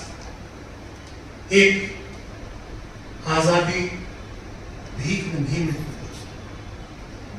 नाही तो एवढे हुतात्मा झाले नसते. आणि हा देश कोणा पक्षाचा नाही हे लक्षात ठेवा. कोणताही पक्ष हा देश भारताचा आहे. मी एक सांगतो कॉन्सेप्ट डाव्याला सांगतो. कुठे तुम्ही डावाला क्रांती घेतली? आपल्या संविधानात लिहिलंय काय लिहिलंय, आम्ही भारताचे लोक. याचा अर्थ काय, आपण भारताचे मालक. मार्क्स काय म्हटलं होतं, state doesn't on the resource, people on the resource. आमचं पहिलं शब्द तिथून होतं. एवढं साम्यवादी संविधान आहे, कुठे तुम्ही क्रांती करतात हे कळत नाही. त्यांना आणखी काय दिले, हे बेरोजगार युवाला कावड मध्ये झोंकून दिलंय यांनी. कावड तुम्ही त्याची युनियन बांधा ना, युनियन मध्ये एक्सपर्ट आहात तुम्ही. आणि सरळ तुम्हाला जॉब हवा, सत्ता बदला, जॉबचा मी बंदोबस्त आम्ही करतो. एक माणसाला कळत नाही मी काय बोलतो, कारण सिलेबस बदलला जातो ना. हिंदू मुसलमानचा सिलेबस संघ एक्सपर्ट आहे, पण तुम्हाला मानू याचं धर्माचं युद्ध आजपासून नाही आहे. आपले पत्रकार मित्राला किती शोध आहे, ते बोलले सेक्युलरिझम हा पाश्चात्य कॉन्सेप्ट आहे, भारताचा नाही. पण हा चड्डी मुसलमानीचा कॉन्सेप्ट आहे, तो त्यांना विदेशी दिसत नाही. हे गमत वेगळी, पण राहू द्या. मग सगळे आपले पुरोगामी सगळे टीव्हीवर बसून मग माझ्या डोकं सणकलं. मग मी कलावंतांना बोललो, कोरोना काळ आला होता, काय करायचं आता. मग माझ्या मित्राने एक नाटक लिहिलं होतं 20 वर्ष अगोदर, त्याचं नाव आहे अशोका. मी माझी बॉडी तयार केली कोरोना काळात आणि अशोकचं प्रदर्शन केलं नाटक अशोक. का केलं, यासाठी केलं होतं की भारताची संविधान सभा किती ज्ञानी होती याचा संदर्भ आहे. जेव्हा अशोक होता तेव्हा इस्लाम धर्म होता का, मला सांगा, होता का? कोणता धर्म होते? जैन, बुद्ध आणि सनातन. मग सनातनी लोकांचा बौद्ध लोकांशी किंवा जैन लोकांशी का भांडण होत होता? का भांडण होत होतं? म्हणजे सनातन हा जो जड आहे, हा विकार आहे, आणि हा म्हणजे भांडण निश्चित आहे कोणासोबत असतो. मग अशोकने काय केलं? अशोकने स्वतः बुद्ध धर्म स्वीकार केलं होतं, पण त्याची नीती होती सर्व धर्म समभाव. तिथून भारतात सेक्युलरिझम आला आहे, पाश्चात्य कॉन्सेप्ट म्हणून आलेला हे जाणीव नाही आपल्याला. मुळामध्ये धर्म कुठलाही असतो, प्रत्येक वेळी त्या त्या धर्माच्या वाढीसाठी त्या त्या धर्मातील लोकांनी ते प्रयत्न केले आणि ते गोष्ट मग वाढत चालले. बरोबर. आणि त्याचे चांगले आणि वाईट गुण बघतोय म्हणजे काय ते करत. धर्माबद्दल माझे वेगळे मत आहे. हेडलाईन नावाबद्दल मी बोलून देतो ना. धर्माने कधी माणसाचं कल्याण केलेलं नाही. धर्माने प्रत्येक वेळी माणसाची हत्या केली. उठो, फलाना धर्म खतरे में, अरे कत्ले आम. फलाना खतरे में कत्लेआम.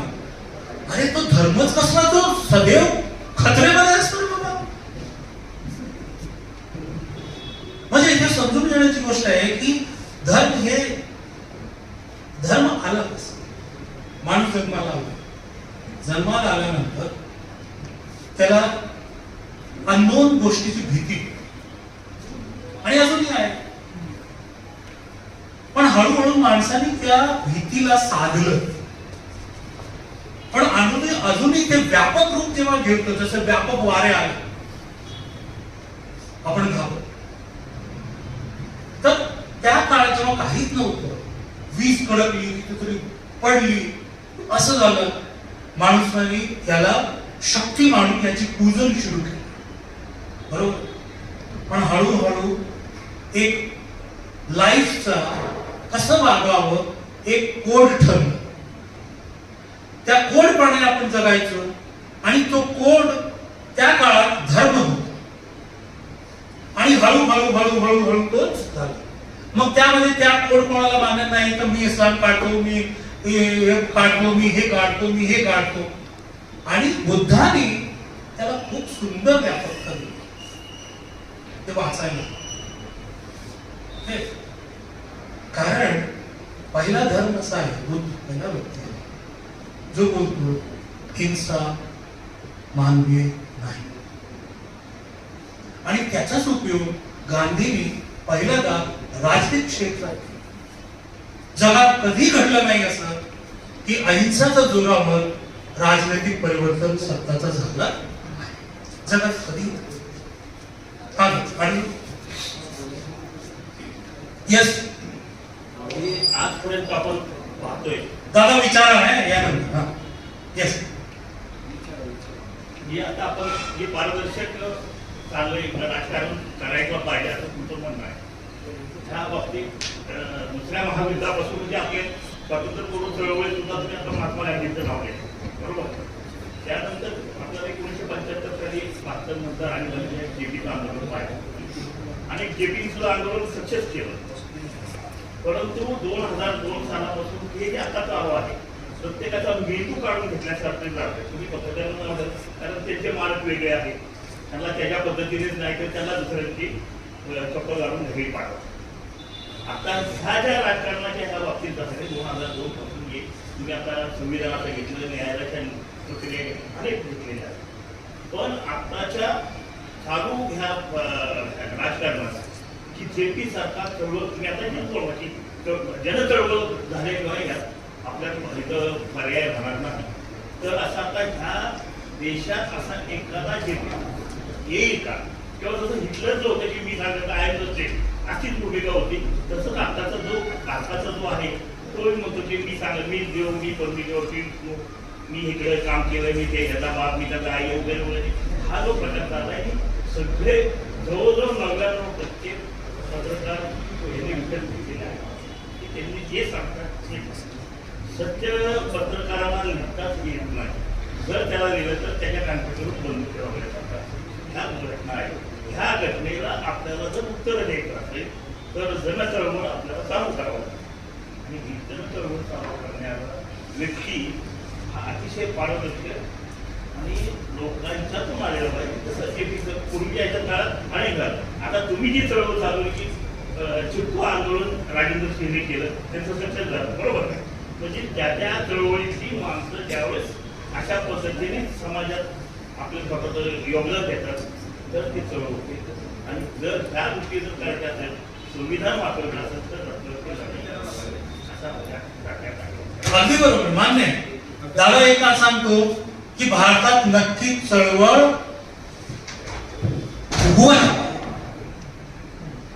ही चळवळ पहिली चळवळ शाहीबागचं आंदोलन, दुसरी चळवळ शेतकऱ्याचं आंदोलन, तिसरी चळवळ यांना 240 पर्यंत मर्यादित करणं आणि ही चळवळ हळूहळू पेटत आहे. नंबर 2 99 पत्रकार यांनी विकून घेतलं, काही फरक पडत नाही. ते पत्रकार नाहीये पण एक पत्रकार ही जिवंत राहायला क्रांती निश्चित आहे. कारण तो बेलवी एक होता तो सुकरात एक होता. कारण सत्ता जी आहे ना ते सत्याला आणि कलमला घाबरते, थरथर कापते. तर यामध्ये विश्वास सोडू नये. आणि हा माझा निव्वळ आशावाद नाहीये, फॅक्ट पहा. एक माणूस पुण्यामध्ये नरेंद्र दाभोळकरचा गोळी मारली, म्हाताऱ्या माणसाला गोळी मारली. कारण हा संघ म्हाताऱ्या माणसापासून पासून घाबरतो. लाईक गांधी प्राण नाही आहे, पोषण केलं बंगालवरून, काय श्वास घेता येत नाहीये, त्या माणसाला मारण्याची गरज विचार. आणि हे बोलतात संस्कारी गोविंद पानसरे, म्हातारा माणूस वर्गी म्हातारा. काय तुम्ही विकारी जे आहे ना तो षडयंत्रकारी मित्र असतो. जी दादा कोण मागे दादा मग सर, आताच्या सध्या सरकारच्या विरोधात जी पॉलिटिकल मुवमेंट चालू आहे किंवा जे पॉलिटिकल पक्ष काम करत आहेत त्यांनी त्यांच्या पॉलिटिकल मुवमेंटपेक्षा इतरत्र म्हणजे त्याला पॅरलल अशी काय गोष्ट केली पाहिजे जेणेकरून थोडंसं इझी जाईल सरकार चेंज होण्यासाठी. सरकार चेंज होण्यासाठी काहीच करण्याची गरज नाही दादा. फक्त एकच काम करायचं. 240 मध्ये एक्स काँग्रेसची किती आहे?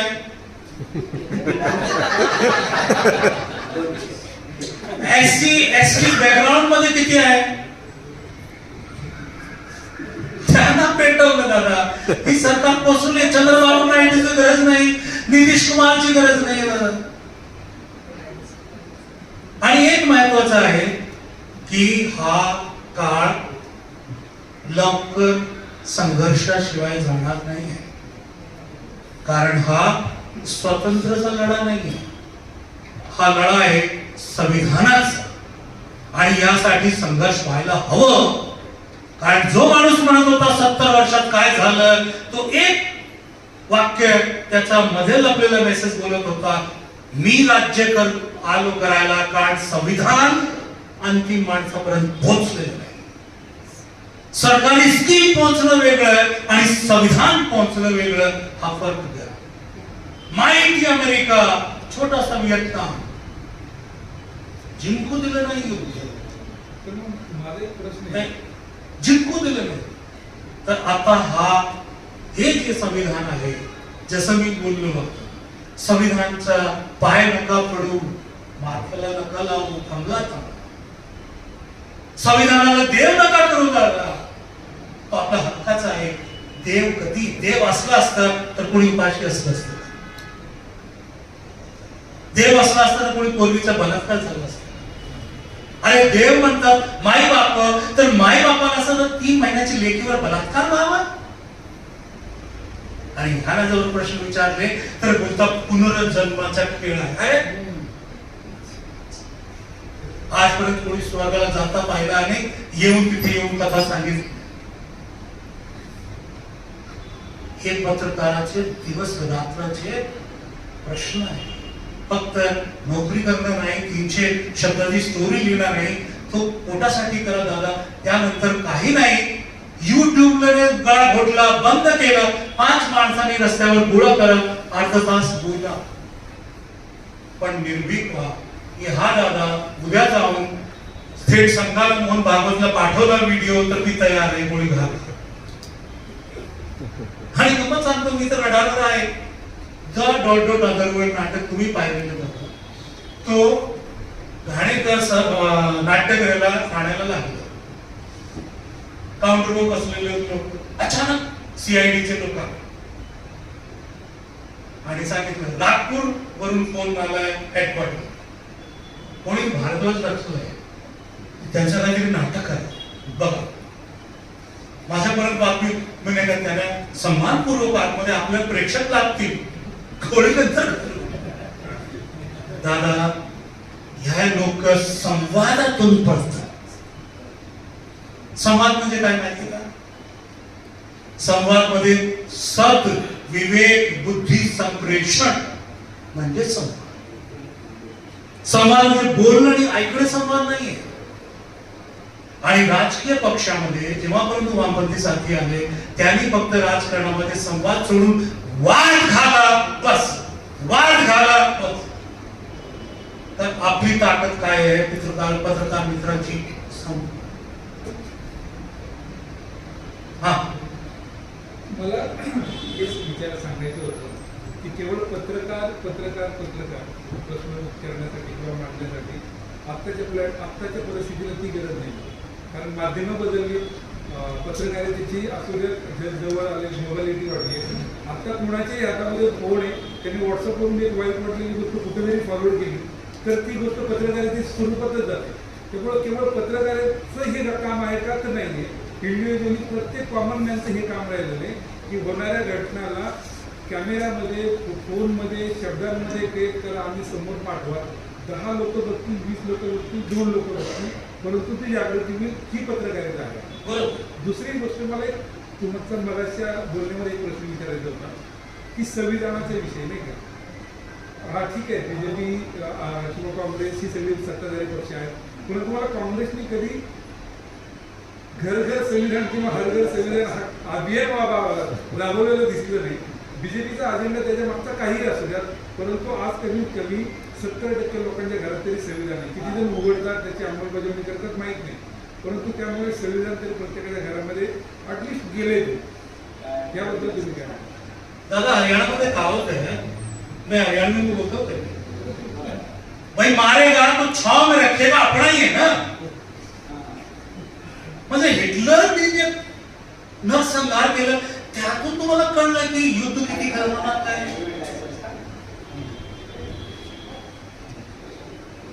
हे समजणं गरजेचं की काँग्रेसला हे कधी कळलंच नाहीये की आम्हाला हे करण्याची गरज आहे. कारण ते संविधान संमत प्रमाणे काँग्रेसचे किंवा इतर पक्षाचे देवेगौडापासून सगळ्यापासून पंतप्रधान झाले. एकही पंतप्रधान पदावर बसल्यानंतर खोटं बोललं नाही. फरक समजून घ्या. आणि एक माणूस आलाय 11 वर्षापासून, तो सत्यमेव जयते प्रशासन सूत्रचा खाली कधीही सत्य बोललं समजून घ्या. आणि दादा अगदी बरोबर, घाण असणार नाही तर मला कसं कळणार स्वच्छता काय असते. पण त्यासाठी घाण खाणं गरजेचं हे समजून. येस या मग दादा तुम्ही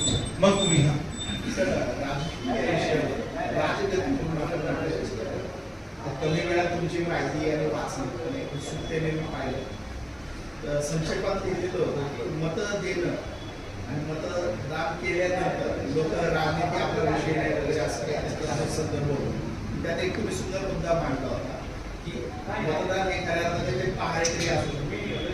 राजनीती हा शब्द त्याची संस्कृत तुम्ही राजनीती हे नाटक लिहिलं. सूत्र नेमकं काय, थोडंसं एक नाटक काय म्हणून अगदी काय असतं की हे राजनेता काय करतात, शब्द प्रसारित करतात, पण कोणीही त्याचा मागे शोध घेऊन गेले. सगळे म्हणतात राजकारण घाण. कधीपासून? विशेष कर आपण ग्लोबलायझेशन पासून बोलतो. हा कॉन्स्पिरेसी षडयंत्र जाणीवपूर्वक हे करावं. पण तुम्ही देवाला मानत असाल, नाही मानत असाल, तुम्ही प्रकृतीला मानत असाल, पण तुम्ही जगाला आल्यानंतर देवानंतर तुमच्या कल्याणाची नीती जे आहे ते राजनीतीच आहे ना, हो की नाही? किंवा जेव्हा आपण देश म्हणून संस्था म्हणून राहतो तेव्हा त्याला चालवण्यासाठी राजकारणासाठी जी नीती आहे ती राजनीती. आणि माझ्या मते राजनीती हे पवित्र नीती आहे. मग तुम्ही काय घाण कशाला? मग आम्ही जरा थोडासा मागे गेलो आणि नाव दिलं नाटकाचा राजगती. म्हणजे राज्याची गती म्हणजे राजनीती नव्हे, तर राजगतीची 4 संतान आहेत. पहिली एक सत्ता स्थापन अंमलबजावणी आणि ते आहे राजनीती. दुसरी संतान आहे व्यवस्था. तीसरी संतान आहे सत्ता और चौथी आहे राजनीतिक चरित्र. हे 4 बिंदू आहेत. म्हणजे गंगा नको मी चाहते गंगा तिथून जेव्हा सुरू होते तेव्हा घाण आहे का? कुठं घाण येते? जेव्हा व्यवस्था स्वरूपात ती निर्माण, म्हणजे थोडक्यात हरिद्वार पासून. आणि आता तर गंगा राहिलीच नाहीये. टिहरी डॅम जाऊन बघा, आंटी डॅम जाऊन बघा, कोणकोणतं पाणी ते सोडतं. मग व्यवस्था बघा. आपल्याकडे एक ग्रंथ आहे आणि धर्मस्थापन व्यवस्था स्थापनासाठी त्यांनी नरसंहार केला आणि देव त्याचा उपदेश गीता नावाने म्हणतो. पण धर्मस्थापन भारतात झालं होतं की नाही? पण आज आहे का धर्म? ह्या मर्यादा होती की नाही भारतात? मग त्या मर्यादा पुरुषोत्तमनी मर्यादा आणली आणि त्याचं नाव घेणाऱ्या दररोज दर क्षणी मर्यादा तोडत आहे. मग मर्यादा स्थापन झाली का? म्हणजे व्यवस्था काय आहे ते किती मोठी शक्ती असू द्या त्याला निरर्थक करून टाकते ती म्हणजे व्यवस्था. आणि जे राजनेता व्यवस्थाचा बदलला त्यांना लोक स्मरणात ठेवतात. बाबासाहेबांचं नाव का घेतात? व्यवस्था बदल. समज तर तुम्हाला बदल करायचा आहे तर सत्ताचा बदल नका करू, व्यवस्था बदला. पण त्यासाठी एक चरित्र मित्रांनो, 1857 पासून 47 पर्यंत 90 वर्षात भारतात एक राजनैतिक चरित्र निर्माण झालं. इथे चरित्र मी मोरलिटी नाही बोलत, राजनैतिक चरित्र निर्माण झालं. म्हणून आपण संविधान आणि स्वाधीनता मिळाली. आज आहे का तो राजनैतिक चरित्र? सकाळी तिथे, दुपारी इकडे, संध्याकाळी तिथे, रात्री कुठे आणखी. म्हणजे ग्लोबलायझेशनने चरित्राला खरेदी करून खरीद फरोख्त केला. म्हणून राजगती. आणि जेव्हा आम्ही राजनेत्याला विचारलं, हा असं पण असतं म्हणून त्यामध्ये वाक्य आहे, कोई चुनाव लड़के देश का प्रधानमंत्री हो सकता है पर वो राजनेता हो ये जरूरी नहीं है. समजून घ्या. आणि त्या नाटकाचा कौतुक असा आहे की त्या नाटकामुळे एक माणसाने सकाळी सकाळी 6 वाजता शपथविधी घेतली होती.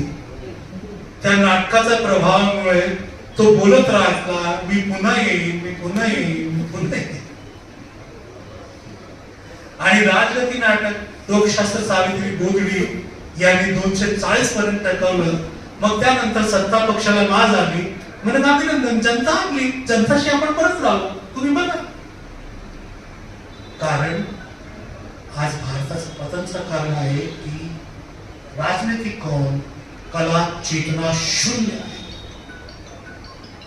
या देशाचे पंतप्रधान होते, त्याचा कॉलर एक बाईने धरला होता, ते काहीच बोलले नाही. ते बोलले नाही, माझा जीव घेणारी ती बाई आज बॅनर घेऊन उभा आहे आणि तो लोकसभा अध्यक्ष सांगतो तुमच्या जीवनात धोका येऊ नका.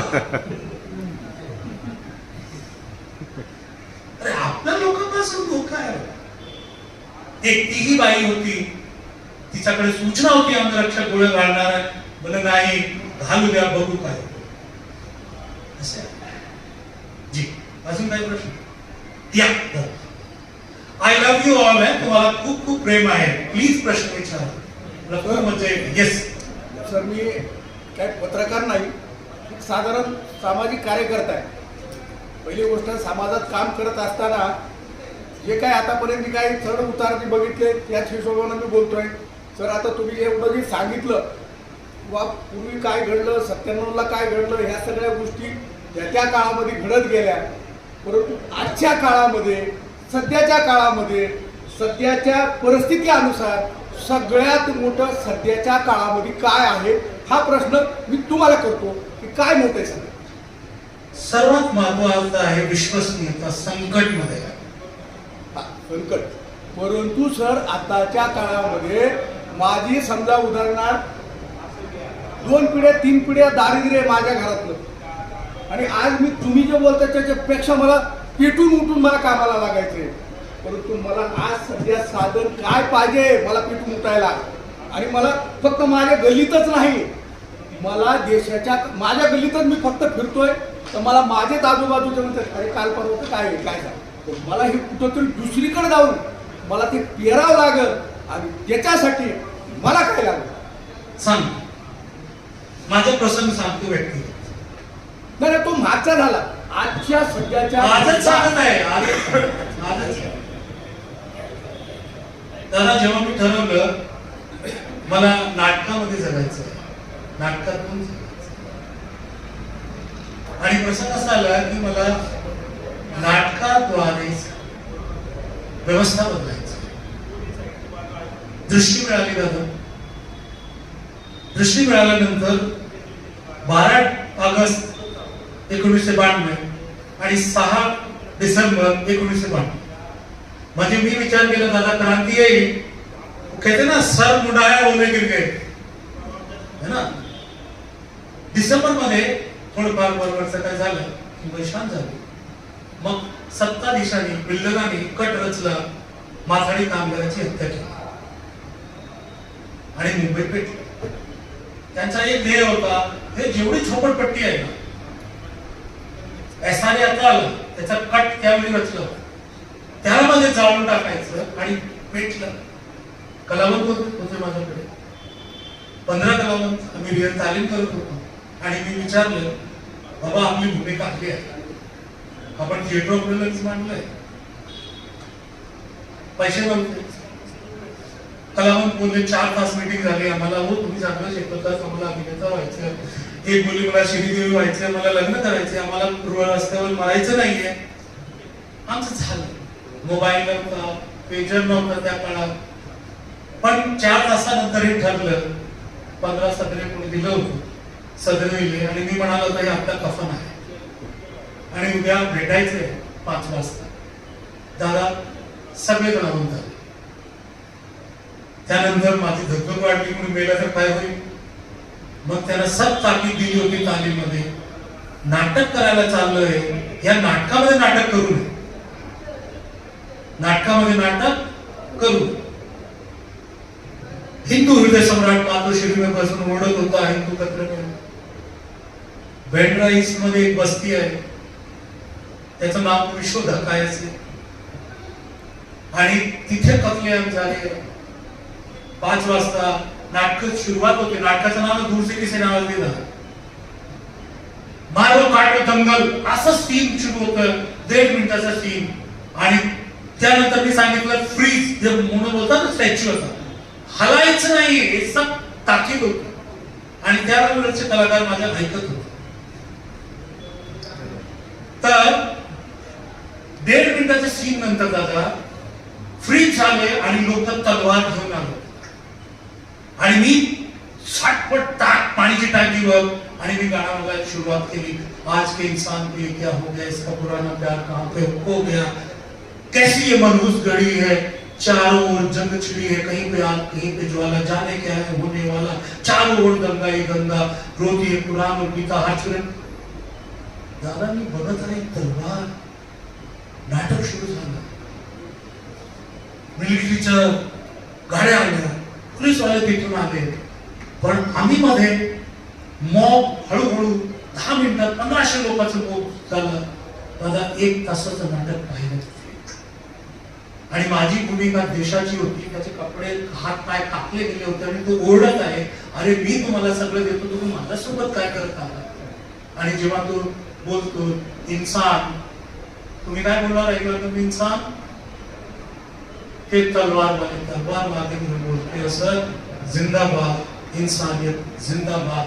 इथून बोलणं आहे दादा थिएटर ऑफ रेलेव्हन्स नाट्यकला.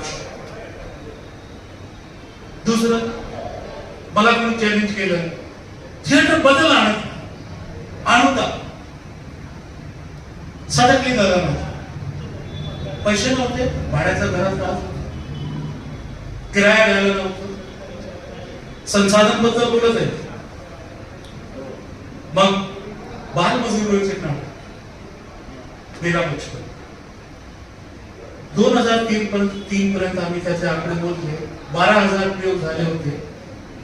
छोटीशी पुस्तिका आहे, त्या नाटकाच्या माध्यमातून 50,000 बालमजूर शाळेत चालतात. मी एक पैसा दिला नाही. तर दादा आणि त्या काळामध्ये काय झालं, माझ्या भाडा संपलं, महिना संपलं, मला दादाला टीटीला प्रयोग करायचा मालकी भाऊ. माझे जे बर्तन भांडे 4 होते बाहेर काढले, कारण मालकाची योग्य बाई का तुझं झालं पण ते ठेव का बरं. इथे मी नाटक करत होतो आणि इथे माझं होतं आज जे उरलेलं सामान आहे ते पण मिळणार नाही. इथे मी जग जिंकून घेऊन परत आलो. तिथे हळूहळू त्या सोसायटीच्या बाहेर 4 माणूस उभे होते. किती?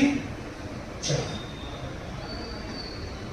काय झालं, उशीर आले म्हणे गाव आज प्रोग्राम होता, मला अजून सामान पण दिसत नाही, आता काय.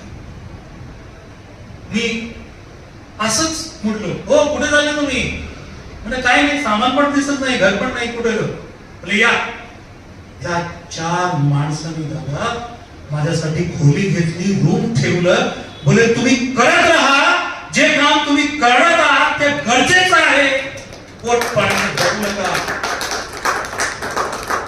आणि आज या ECMC मध्ये येऊन, पिंपरी चिंचवडमध्ये येऊन एक माणूस बसलाय, मलाच नाही त्याने घर उघडं केलं, माझे टीम तिथे जेवत आहे.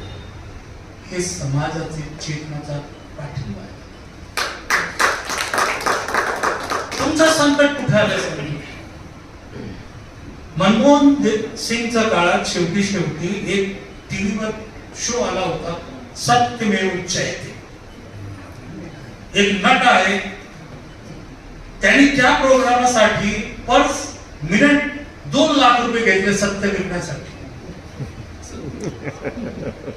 आणि काय करायचंय त्याचा पर एपिसोड मध्ये खूप मध्यम वर्गाला दाखवायचं, एकदम भरून यायचे. मध्यम वर्गाला वाटलं की बाबा आमचे दुःख झाले, जसं वामपंथी लेखकांनी केलं होतं ना, खुश तो बहुत होगा तुम आज जिसकी सीढ़ियां में नहीं चढ़ा.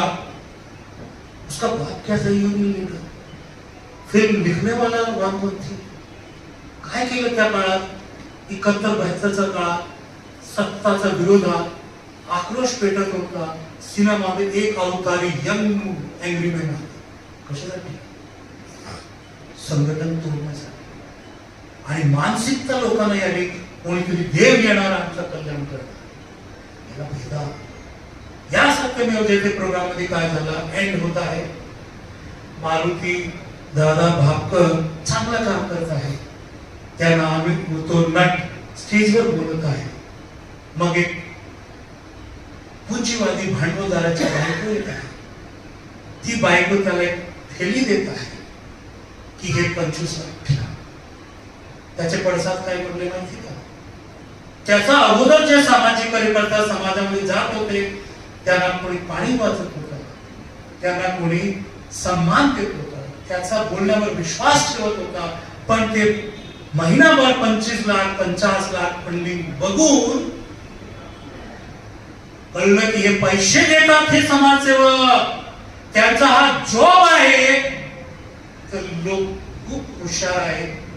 मग NGO झाले, फंडिंग झाली, समाजसेवा झाली नाही. हे आपले आमचं आव्हान आहे.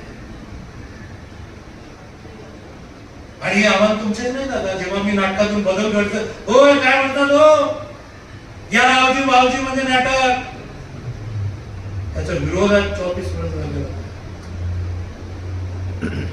तर दृष्टी महत्वाची आहे. जेव्हा मी ज्ञान घेऊन, माझ्याकडे पण पैसे नव्हते, मी खूप 1-2 महिना अस्वस्थ होऊन मग लिहिलं मी, मेरी संकल्पना ही मेरा कॅपिटल. तुमच्याकडे दृष्टी आहे तर संसाधन येतात, आणि दृष्टी नाहीये, संसाधन होऊ नये, तुम्ही कुठेच जाता. म्हणूनच मी म्हणतो सर की आता तुम्ही बघाशी तो RSS वगैरे थोडंसं हे केलं, परंतु सर हे आता जे सरकार आहे हे काय सहजासहजी आणि कमी ह्याच्यातून बसलं नाही. संघाचे लोक वयस्कर अख्ख्या देशामध्ये फिरून, तुम्हाला तर माहिती असणारच आहे, आता माझ्यासारख्याने सांगितलं, आज त्यांना 90,000 रुपये पेमेंट देऊन महिन्याला त्यांना संसार सोडून सगळं काय करायचं, त्यांना त्यांच्या घरात पैसा अशा लोकांना हे संघटन उभा करून आता ती आज सत्तेवर आहे. पण आज आपण ती गोष्ट करण्यासाठी आपण आता काय करायचं? तुम्हाला माहिती आहे आपली गोष्ट, हे जुने जे संघाचे लोक आहे ना, त्यांनाही मोदी नको होते. आज त्यांच्या पैशानं काम केलं आणि मोदी चुकीच्या माध्यमातून वर वाचला ना, तर ते पैशासाठी फिरले आणि त्यांना फिरायला एक ताकद मिळाली. ते त्यांना कळलंय की मोदीने एक काम केलं, थोडक्यात म्हणजे मंदिर बांधलं, पण त्यांना तर मोदी नको, कारण त्याला दुसरे धोके दिसतात. समजून घ्या, आपली भूमिका येणार आहे. ज्या दिवशी या सत्ता बदलणार आहे, या देशात मारपाट कत्लेआम होणार आहे, ते आपल्याला होऊ द्यायचं नाहीये. समजून घ्या, राग पब्लिकचा खूप आहे ना, तो बरोबर आहे. भिकाऱ्यापोटी चळवळ होत नाही असं थोडं. हा, मला ते म्हणायचे की मला त्या गोष्टी ह्या लोकांना घडवल्या. हे आपलं वाक्य नाहीये. आज पैसा मोठा अरे दादा, हे झाला. आपलं वाक्य नाही, षडयंत्रातून बाहेर नका. बहुत जुनी म्हण आहे, भूखे भजन ना होय गोपाल. बरोबर आहे साहेब. ऐका, भूखे भजन ना होय गोपाल. या षडयंत्रातून बाहेर पडा. जो आता पोट भरलेला आहे, कधी तो भजन करत नाही, तो लूटपाट करतो. समजून घ्या. आणि बिचारा एखाद्या पत्रकाराला जरी बाहेर पडायचं म्हणलं सर त्याला एक तर दादा पत्रकार बिचारा नसतो. आणि मग त्याला जर समजा तर त्याला बिचारा तर म्हणावं लागेल ना. कल्पना दादा, मी आता इथून पडला आणि मला तर काय होणार, मी किती ताकद होणार, कल्पना जाऊ. हा, तर पैसा हा मोठा झालाय. मला Yes. फक्त एवढं म्हणायचं, पैशामुळे दादा पैसा मोठा आपल्याला दाखवला जात आहे, दाखवला जात आहे. पैसा मोठा असला असता तर प्रत्येक राजनेता, प्रत्येक भांडवल, पैसा मोठा आहे तरी हिंदुस्थान लिव्हर किंवा बाकी मोठ्या मोठ्या कंपनी 2 रुपयाचा शॅशे का बनवतात? कारण आपली गरज आहे. नाही, आता उदाहरण दिसतं ना, मोदी कुठल्याही याला सगळे प्रेसवाले सगळे ते आता आपणच म्हणतो किंवा बरेच जण प्रेसवाले नाही, एक ANI एजन्सी आहे, प्रेसवाला कोणी जात नाही. Yes, okay sir. माझा प्रश्न एकच होता, सर्वसामान्य नागरिक म्हणून त्याचं उत्तर पण आलेलं आहे. पहिलं मराठी वृत्तपत्र 1832 ला दर्पण सुरू झालं आणि आता तुम्ही सगळी उत्तरं दिलेलेच आहेत. म्हणजे सर्वसामान्य नागरिकांनी दर्पण म्हणून पत्रकारांकडे बघत होते, तर आता कुणाकडे बघायचं आणि सर्वसामान्य नागरिकांनी काय करायचं? जेव्हा काहीच नाहीये तेव्हा संविधान बघायचं आणि पहिले तोड बघायचं, आम्ही भारताचे लोक. तोच उत्तर. मी नेहमी म्हणतो माझ्या टीमला, कलावंतांना आणि सर्वांना म्हणतो, भारत सरकारकडे कशाला जातो आणि एकूण पत्रकार तपासणी करा. हे जे 80 कोटी चालले आहे ना, तुम्ही बघा भिकारी दररोज किती GST देतो, किती. लोक मला विचार, काय हो तुम्ही असा हाट घेऊन बसला आहे? आजी सकाळी होता, अरे पैसे पण घ्या. सरकारकडून मागून घ्यायला काय प्रॉब्लेम नाही, सरकार आपलीच आहे. म्हणजे माझ्या दृष्टीने सरकार भिकारी आहे, भिकारीकडून पण टॅक्स घेते. काय सरकार? आणि जे सरकारला बळकट कोण करतो? आपला मग सत्ता देतो. सरकारला बळकट कोण करतो? आपला टॅक्स. मग जे सरकार घडवतात, आम्ही रंगकर्मी थेट त्याच्याकडे जातो आणि ते आमचे आधार आहे. तसंच प्रत्येक नागरिकाला करायला. शेवटचा प्रश्न, 2017 साली थिएटर ऑफ इंडियाचा 25 वर्ष झाली. 25 वर्ष तरी संस्थापक काळ, म्हणजे 2017 साली तुम्हाला 25 वर्ष झाली. एकंदरीत मागचा काळ पाहिला, एखादा विचार घेऊन आणि इतका वेगळा विचार घेऊन तुम्ही काम करता. 2017 साली तुम्हाला 25 वर्ष झाले, महोत्सव साजरा झाला. तर 2026 एक साधारण तुम्हाला आता पाहिलं तर 34 वर्ष झाली. 25 वर्षाची असलेली वाटचाल आणि आता येणाऱ्या तुम्ही सुवर्ण महोत्सवाकडे वाटचाल करता. तर शेवटी रणनीती, स्ट्रॅटेजी आणि तुमच्या अनुभवानुसार आताची वाटचाल कशी पाहता? कारण की आपल्या परिचयात तुम्ही वाचत असताना पाहिलं, आता तुम्ही शिक्षण क्षेत्राकडे वळालेला, पालक, विद्यार्थी, तो प्रतिसाद, ग्रामस्थ वगैरे, शेवटी त्या माध्यमातून आता कामाचं स्वरूप कसं आहे? दादा आता मी सलाहकार मंडळमध्ये पण एक अपेक्षित आहे, 25 वर्ष आम्ही सादर केलं, पण ज्या हिशोबाने मी बोलत आहे, माहिती 50 वर्षापासून तुम्हाला मी असेल नसेल हे भावनात्मक दोहा नाही करत आहे. कारण सत्याला थेट भेटतं हे जाणीव आहे की कधी काय होईल, पण त्यासाठी मी थांबणार नाही. आणि 25 वर्षामध्ये आम्ही आयोजन केलं, पण आता 50 वर्षाचं आयोजन हे आमचे प्रेक्षक करणार आहे, हा मला ठाम विश्वास आहे. मी असलं तर असं उभं राहीन, मी नसलं तर असं कुठं राहीन, पण होणार.